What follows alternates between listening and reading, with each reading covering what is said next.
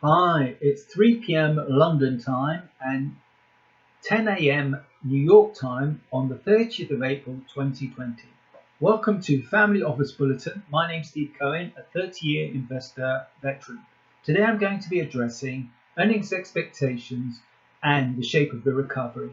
Now, why should you care about earnings? Every quarter, individual companies in the US and in the UK, it's every half a year, release their earnings to show you how the company has performed in the previous period. These earnings, if they are better than the expectations that are provided by the best Wall Street analysts, this will often lead to an appreciation of the shares over the next few days. For instance, this week, which is the middle or the beginning actually of the earnings season in the US, both Alphabet and Microsoft have earnings that were better than expectations, and the share price rose considerably. Also, the earnings are used to calculate valuation matrices such as the PE ratio. So, for instance, if you had a company that was worth 900 cents and its earnings for the year was 100 cents, you divide the 900 by the 100 and you have a PE ratio of 9. So this could be compared historically to the value of the shares of that individual company over a considerable amount of time to decide whether you thought the value was good value or not good value. And then also you can compare it to other companies in the S&P or throughout the world to see whether you felt that your company that you wanted to invest in was better than another company. What this allows you to do is then allocate 2 shares in your portfolio, which can allow you to have an overweight or an underweight position. So what I'd like to do now is I'd like to show you the earnings expectations of all the individual companies in the S&P, which are aggregated by a company. This is only one of the companies that do it, called FactSet.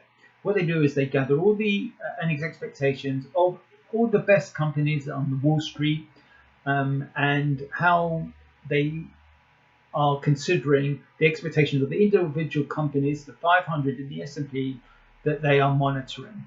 And so I'm going to put up on the screen so you can see for yourself what these expectations are for 2020 and 2021. Up on the screen, as you can see, the first grey line, which is for 2020, shows you an earnings expectation for the S&P of 138, and for 2021 is 170. And if I give it to you on a quarterly basis, you can see in this new chart that the earnings expectation, the last blue line for quarter 1 2020, which has already been, the actual earnings was 33. The expectation for this quarter, which is Q2, is 28. For next quarter is 37, and for quarter 4 it is 39. If you add this all together, this gives you the estimates for the year, which obviously for 2020 are 137 and for 2021 is 170.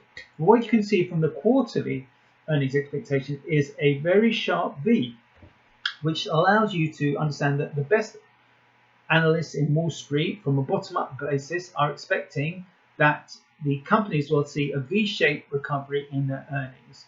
Obviously, the company earnings are different from the GDP, which would indicate that there was a recession if there were 2 quarters of negative GDP growth. But it gives you a fair indication as to how we feel the economy is going to recover on Wall Street. Obviously, there's been speak about a U-shaped recovery, which is a much more gradual recovery, maybe not such a sharp fall, a W-shape, which could coincide with possibly a second wave of coronavirus infections, and an L-shape, which just means that we're never going to recover, which of course is another potential outcome of what is happening. So if I compare what Wall Street's expectations are from my own expectations, this will give you an indication as to how I'm feeling. And if I compare, if you look up on their screen, if I compare for me, I have expectations for 2020 of 170, which is what they're expecting for 21, and for 2021 I'm expecting earnings to be 185. So I've got a much more optimistic view of the earnings of the S&P. And on a quarterly basis for Q1, which has already been, which was 33, I had an expectation of 35. And I have a Q2 expectation of 40. For Q3, I have a 48. And for Q4, I have a 47, which means that I'm much more optimistic. But I had not altered my expectations of earnings at any time over the last 2 months. So I've had it the same from March and April. And this allows me to have some view as to how I should be allocated in my portfolio. Obviously, the Wall Street, they quite often will revise their earnings expectations on a daily or weekly basis, depending on news flow. And before the coronavirus, they were much more optimistic than I was. And now, in the depths of this coronavirus, they are much more pessimistic. What else can it provide us? Is it can provide us with an actual fair value of the S&P, depending on which one of the matrices that you utilize. Now, for me, if I plug in my numbers for the S&P, expectation for this year and next year, I have a valuation of the S&P of 3086, which compares with today, which is around 2900. So there's about a 200 point expectation of a rise in the S&P. For if I put it in Wall Street, the FactSet numbers, they provides a valuation of the S&P of 2664, which is approximately a 200 point fall in the S&P. So there's a big variation between the two of us. I'm much more optimistic, and Wall Street is much more pessimistic. However, the actual value of the S&P is already at 2900. So the individual investors, maybe they don't care so much about what the analysts are saying, and they act on their own initiative. So let me just first of all consider why I'm different from the expectations of Wall Street. So the expectations of Wall Street, I feel, are not showing that the people that are not vulnerable and the people that are unaffected by the virus will be released into the economy to start it up again. They will obviously now be provided with much more testing, which is now available, and also the availability of protective clothing such as face masks and gloves. And also, they are now off-label treating patients with, and also there's consideration of other off-label drugs being given authorization by the FDA,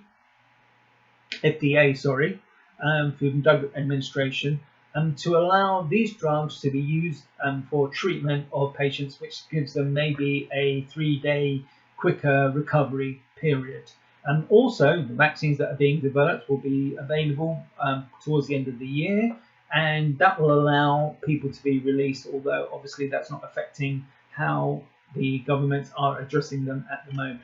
But obviously, we have to consider that this virus is very, very contagious, and I don't think that we're ever going to remedy the situation. It's not something like smallpox or one of these other less infectious diseases, and so there's no way that you're going to be able to confine everyone to their homes for such considerable amount of time. And this means that living in a democracy, which is different from China, where they impose martial law, that the people want to be released and get back. Obviously, in the mainstream media, you have a lot of old people that are just defending their position. They've earned their money. They've never actually had to contribute to the economy, whereas their parents actually went to war and died for them, and so they're not willing to sacrifice themselves for the younger people, so the younger people can go to get on with their lives. It's quite a selfish point of view, and obviously I fall into this baby boomer group. Although I'm quite happy to either stay at home if I felt vulnerable or go out there if I wanted to contribute to the economy. So how does this fit into my asset allocation? Well, at the moment, we have an allocation of 22% to equities, which is up from in March, which was 18%.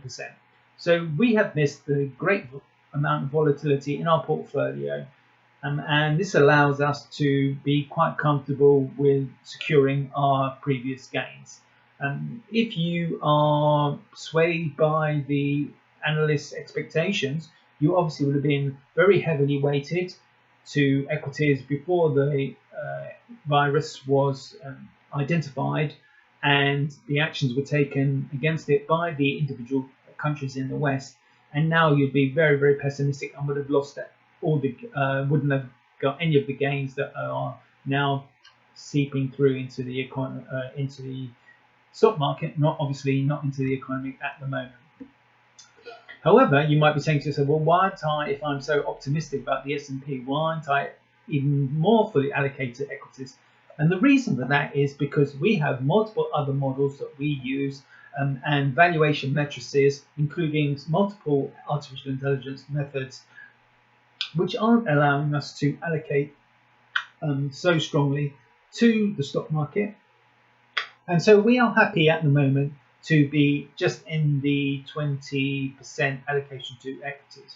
So obviously in the family office environment, this can apply very strongly to your portfolios and how we manage your portfolios.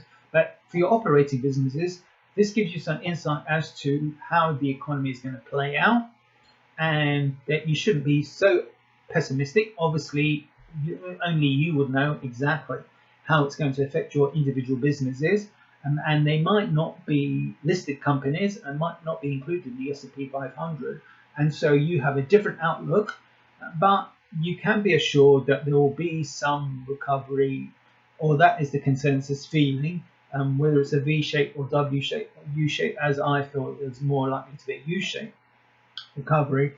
Then you can decide for yourself how you want to allocate your company, and also how you can treat your staff, but also allows you to plan much better. So I hope that this podcast has allowed you a little insight into what we're doing. And if you have any commentary or anything you'd like me to discuss, please message me at stephenj@sjc.capital. Thank you, and keep safe.